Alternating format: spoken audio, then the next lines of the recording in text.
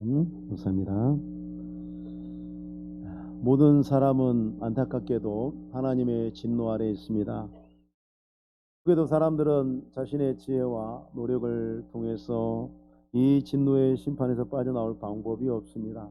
세상을 살면서 자기 나름대로 이런 노력하고 저렇게 애를 쓰면서 방법을 찾아보면서 나름 행복하고 나름 기쁘고 나름 즐거운 것들을 누린다고 합니다마는, 그렇게 자기를 위로하기도 합니다마는 사실이 아닙니다.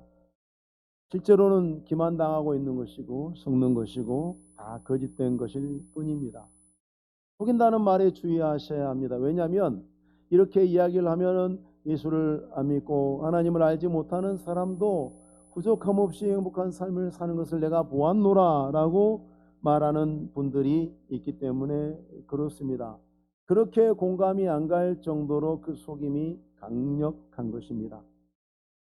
우리 주변에 보면 하나님 없어도 가정에 문제가 없고 부부간에 금슬이 좋고 하는 일에도 평안하고 자식들 무고하고 다 그래서 굳이 교회 나가지 않아도 예수 믿지 않아도 크게 문제가 없다라고 생각합니다.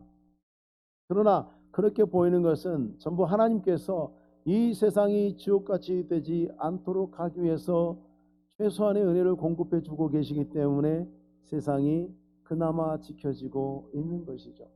그게 하나님이 주신 것인데 마치 세상에 원래부터 있었던 것이냐, 그래서 하나님이 주신 것으로 은혜를 힘입어서 살고 있으면서도 하나님 없어도 살 수 있는 것이냐 오해를 하는 겁니다. 이게 소위 말하면 포장지 바꿔치기라고 하는 거죠. 옛날에 북한에 기근이 많이 들었을 때 우리가 쌀을 많이 지원해 준 적이 있습니다. 남한에서 간 쌀들 다 포장지 바꿔서 배급을 했다고 그러죠. 남한에서 왔다는 것을 모르도록 하려고 포장지를 바꾸는 겁니다. 근데 그거는 남쪽에서 간 거죠. 마찬가지로 사람들도 그렇게 생각합니다. 그러나 그렇게 생각한다 그래서 그 불행이 달라지지는 않습니다. 왜냐하면 인간의 모든 불행은 하나님의 진노로부터 오는 것이거든요. 에베소서 2장 2절 3절에 그때 너희는 그 가운데서 행하여 이 세상 풍조를 따르고 공중의 권세 잡은 자를 따랐으니 곧 지금 불순종의 아들들 가운데서 역사하는 영이라. 전에는 우리도 똑같이 육체 욕심을 따라 지내고 육체와 마음이 원하는 것을 해서 다른 이들과 같이 본질상 진노의 자녀였다. 본질상 하나님의 진노 아래에 있는 것보다 더 불행한 일은 없지요. 하나님은 왜 그렇게 화가 나셨는가? 하나님이 진노하신 이유는 한 가지뿐입니다. 죄 때문입니다. 그 하나님의 죄에 대한 진노의 공의를 피할 방법은 없습니다. 하나님이 죄를 찾으시면 누구든지 자신 있는 사람 나와보라. 하나님이 죄를 찾으시면 과연 자신이 죄 없다라고 증명할 수 있는 사람이 있겠습니까? 한 사람도 없습니다. 시편 130편 3절에 여호와여 주께서 죄악을 지켜보실진대 주여 누가 서리이까? 이단과 사이비 교주들은 마치 자기는 정결하고 아무 흠이 없느냐? 달리 하얀 양복 좋아해요. 그러면 깨끗해집니까? 마치 천사처럼 보이는 것입니까? 어지간한 교회 목사님들 흰 양복 잘 안 입습니다. 거의 보면 이단 교주들이 하얀 양복들 많이 입죠. 멋있어 보이려고, 거룩해 보이려고. 근데 하나님이 들여다보시면 우리가 하나님의 은혜로 살고 있지, 하나님이 들여다보시면 그 속을 들여다보시면 죄인이 아닌 사람이 누가 있습니까? 우리가 예수 때문에 하나님 앞에 설 수 있는 것이지 자기를 가지고 설 수 있는 사람이 누가 있겠습니까? 하나님의 진노 앞에 있는 것이 가장 불행한 이유는 어느 누구도 하나님의 진노가 잘못되었습니다, 하나님 사람 잘못 보셨습니다, 하나님 잘못 판단하셨습니다 라고 말할 수 있는 사람이 아무도 없다는 것이 첫 번째 이유고, 두 번째 이유는 하나님의 진노가 완전한 진노고 영원한 진노이기 때문에 그렇습니다. 그 심판은 온전한 불행입니다. 계시록 6장 15절 17절 말씀에 땅의 임금들과 왕족들과 장군들과 부자들과 강한 자들과 모든 종과 자유인이 굴과 산들의 바위 틈에 숨어 산들과 바위에게 말하되 우리 위에 떨어져 보좌에 앉으신 이의 얼굴에서와 그 어린 양의 진노에서 우리를 가리라. 그들의 진노의 큰 날이 이르렀으니 누가 능히 서리오 하더라. 여기 말하는 땅의 임금들, 왕족들, 장군들, 부자들, 강한 자들, 사람들이 부러워하는 거 아닙니까? 나도 저렇게 살았으면 좋겠다. 나도 저랬으면 좋겠다. 저 사람들은 부족함이 없겠다. 가장 사람들이 부러워할 만하고 그렇게 되고 싶어 하는 그런 사람들 아니었습니까? 그런데 그들이 이제 굴과 산들의 바위 틈에 숨어서 산들과 바위야 나를 덮어라. 왜요? 하나님의 진노가 두려웠어. 하나님의 진노는 그처럼 두려운 것입니다. 여러분, 우리가 이 세상을 떠나서 하나님의 그 진노 앞에 서게 될 때에 위로는 하늘의 문이 열리고 아래로는 지옥의 문이 열리고 내가 어디로 떨어진가 그것을 판단하게 될 그 시점에 과연 두렵고 떨지 않을 수 있는 이 세상 사람이 있겠습니까? 하나님의 진노가 돌아서게 하는 것은 죄에서 돌아서는 것뿐입니다. 하나님은 죄 때문에 진노하기 때문에 진노를 피하기 위해서는 죄를 회개하고 거룩함으로 돌아서서 하나님 앞에서 의로운 삶을 사는 것입니다. 문제는 이것을 사람이 자기 힘으로 할 수 없다는 것이죠. 죄를 회개할 수도 없고 거룩을 회복할 수도 없고 의로운 삶을 살 수도 없습니다.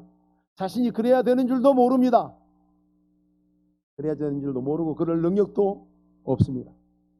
인간은 모두 본질상 진노의 자녀이기 때문에 본문에서 그렇기 때문에 이사야가 말하고 있는 주의 진노가 돌아섰고 또 주께서 나를 안위하시오니 이것은 전부 예수 그리스도의 사역을 설명하는 것입니다.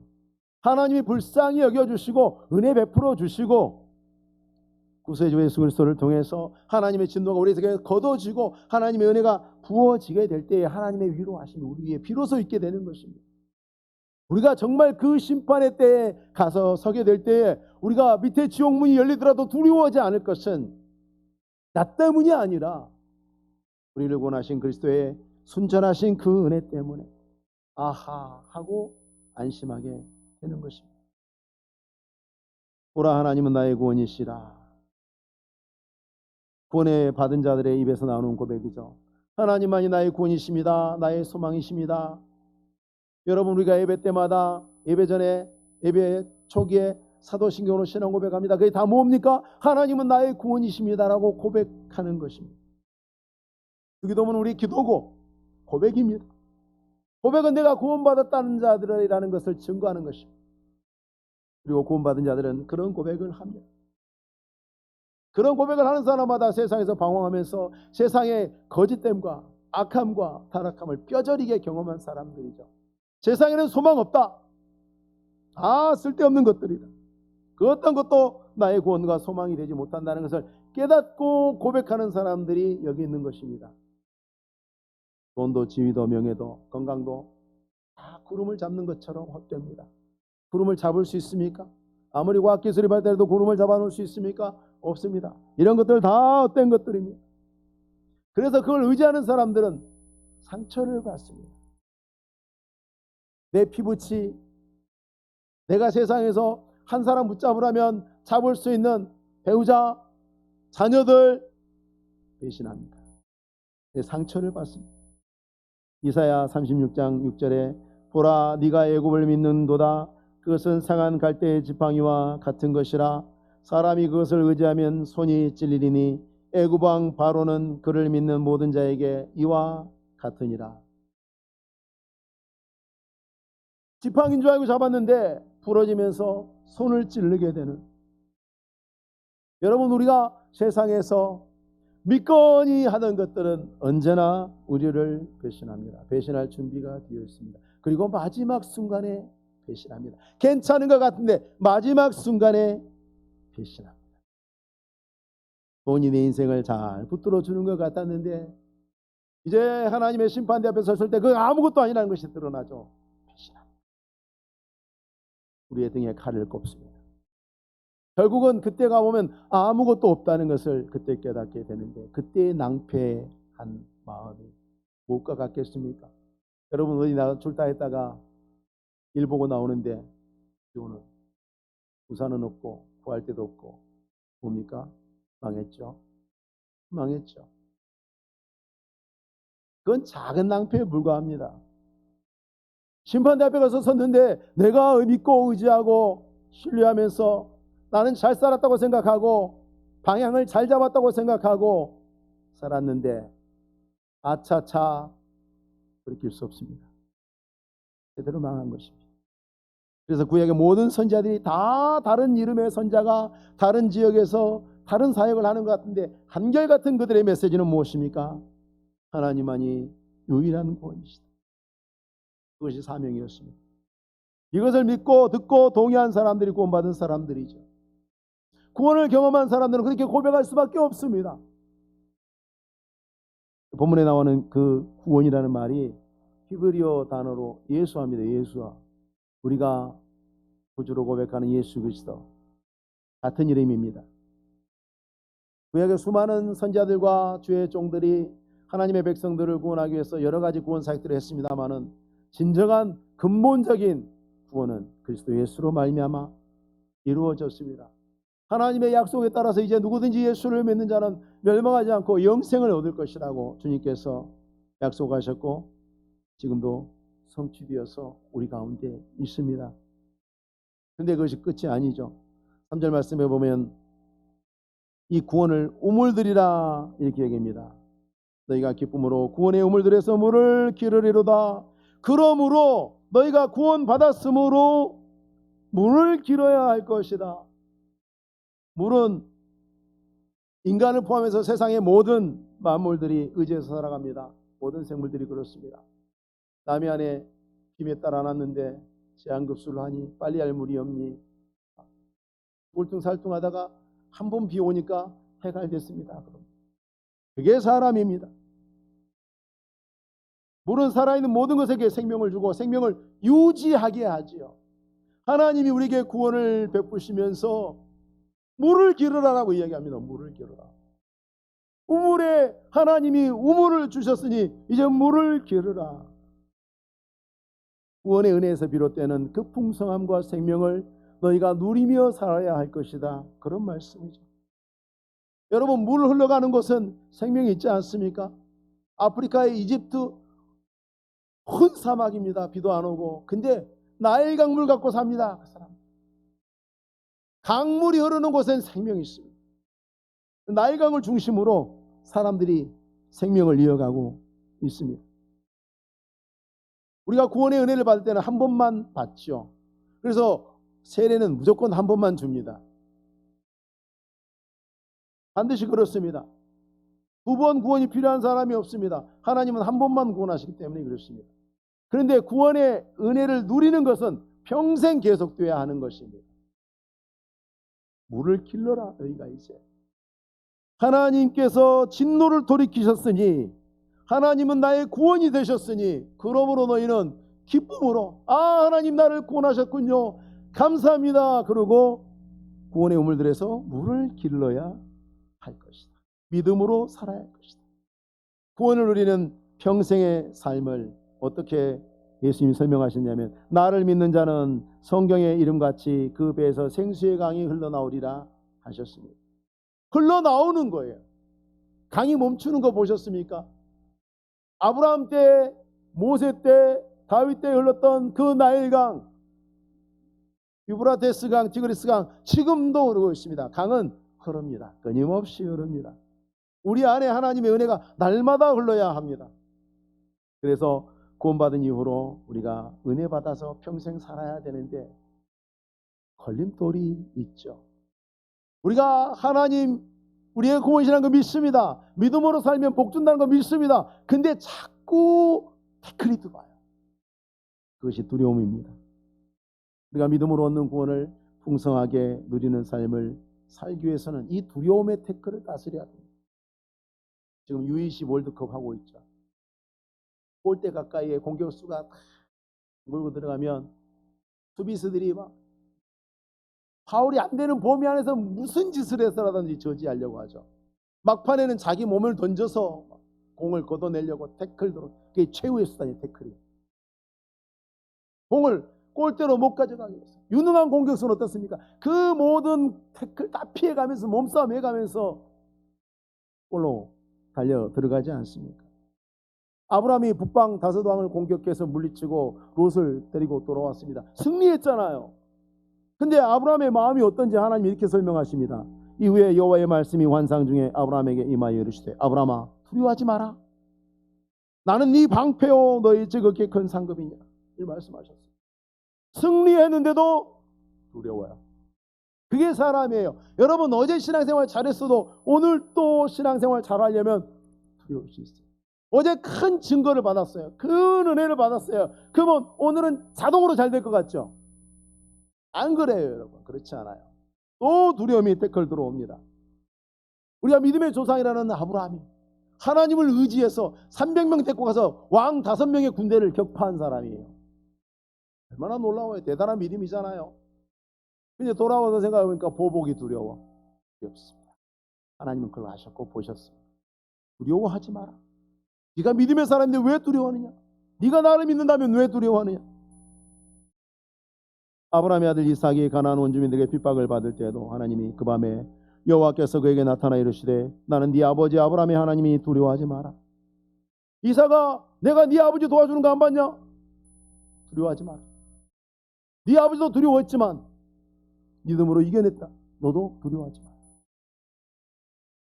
출애굽에서 가나안 땅에 들어가기 직전에 가나안 정복 전쟁을 앞두고 신명기 7장에서 이스라엘 백성들 향해서 하신 말씀도 그거였습니다. 너는 그들을 두려워하지 마라. 칼 들고 창 들고 이를 가면서 너를 기다리고 있지만 두려워하지 마라. 너희 하나님 여호와 곧 크고 두려운 하나님이 너희 중에 계십니다. 여러분 사사기 시대에 기도원이 수십만의 미디안과 전쟁하려는데 얼마 남았습니까? 얼마 안 남았습니다. 그런데 하나님이 그것도 부족한데 다 돌려보냈어요. 집으로. 두려워하는 사람들은. 그 사람들이 있어도 이기고 없어도 이기는데 그 사람들이 믿음으로 승리하는 영광의 자리에 있지 못하게 하는 거예요. 두려움과 믿음은 같이 할 수 없습니다. 승리의 영광에 참여하지 못하게 하셨다는 것을 우리는 생각해야 됩니다. 하나님을 신뢰하는 사람은 세상에 대한 두려움을 버리고 두려워하지 말아야 합니다. 두려워하게 하는 일은 항상 우리 가운데 일어납니다. 없을 수가 없습니다.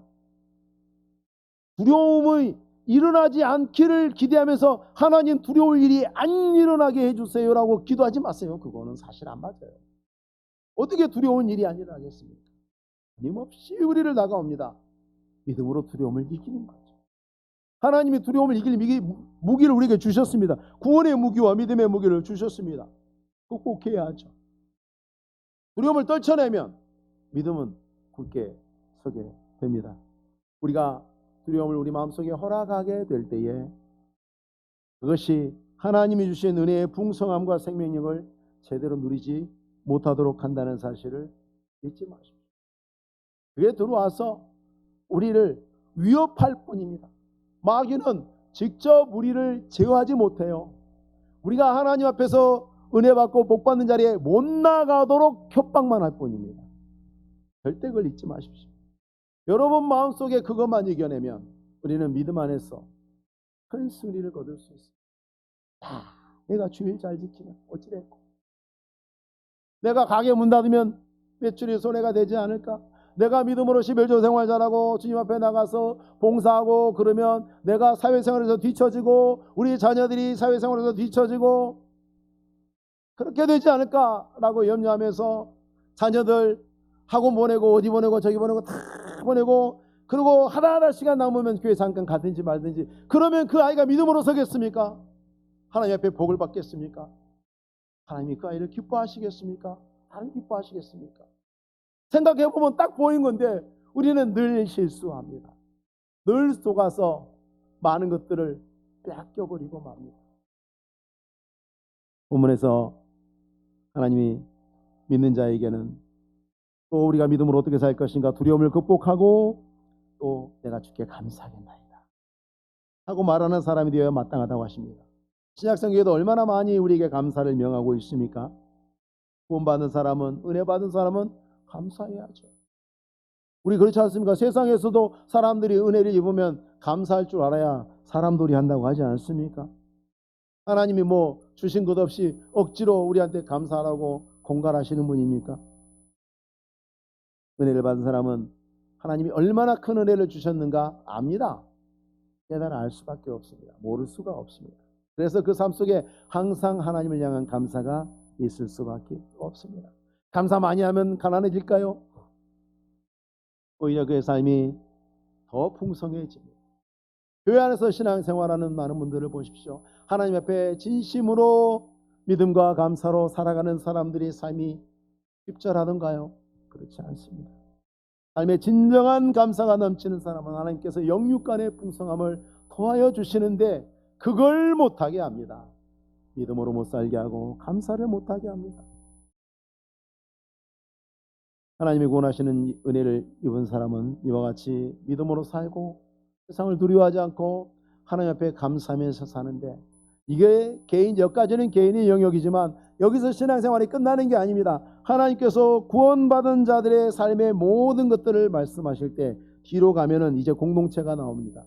하나님 우리를 개인적으로 구원하시지만 우리의 구원의 삶은 공동체 안에서 이루어지는 것입니다.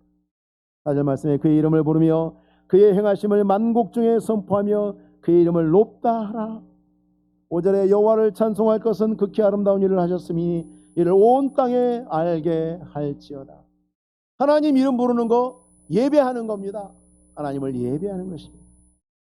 이름이라는 것은 그 이름이 나타나는 대상을 대표하는 거죠.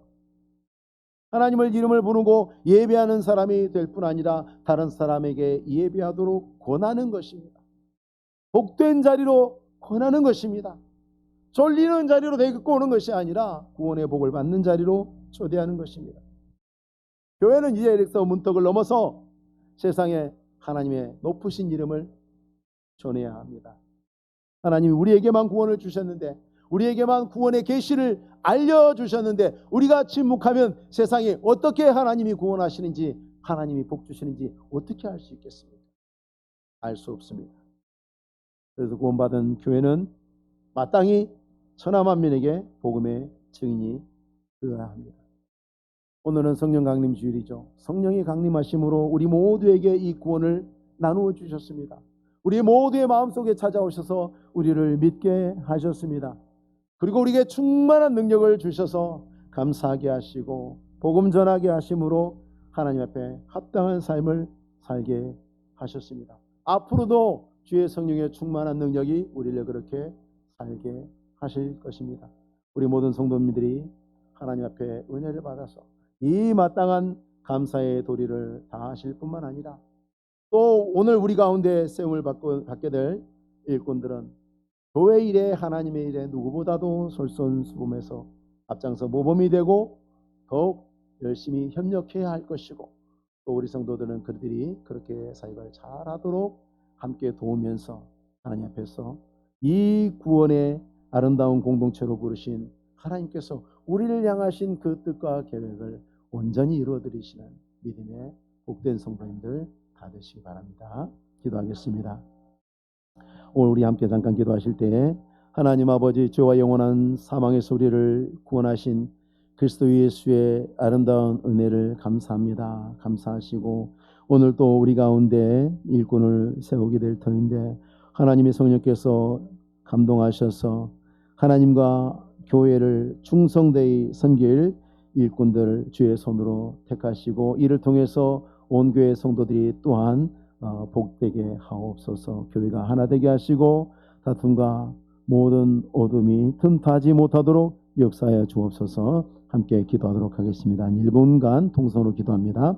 하나님 아버지 감사합니다. 주의 성령께서 오늘도 인도하여 주셔서 아버지 하나님, 우리가 예배 자리에 섰습니다. 우리로 아버지 죄악 가운데 건져주시고 예수 믿게 하시고 하나님 자녀 되게 하심을 감사합니다. 하나님 아버지, 우리를 구원하시는 은혜를 날마다 감사하며 주 앞에 달려가는 저희들 되게 하옵소서. 날마다 우리의 입술에 주를 향한 감사가 그치지 않게 하여 주시고 날마다 성령의 충만한 능력을 부어주셔서 아버지여, 우리가 주 앞에 예배를 게을리하지 않게 하여 주시고 하나님 앞에 날마다 주의 이름을 온 천하 만민 가운데 증거하는 전도의 사명을 다 감당하는 저희들 되게 하여 주시옵소서. 오늘도 공동회를 통해서 아버지의 믿음의 직분자들을 세울 때에 주님 간섭하시고 역사하여 주셔서 거룩하신 주의 권능을 드러내시고 이로 말미암아 충성된 종들로 인해 교회가 더욱 복되고 부유해지는 놀라운 은총을 하나님 아버지 우리들 가운데 더하여 주시기를 원하오니 어둠이 물러가게 하시고 주의 빛으로만 충만한 이 시간 될 수 있도록 하나님이여 도우시고 인도하여 주시옵소서. 예수님의 이름으로 기도하옵나이다. 아멘.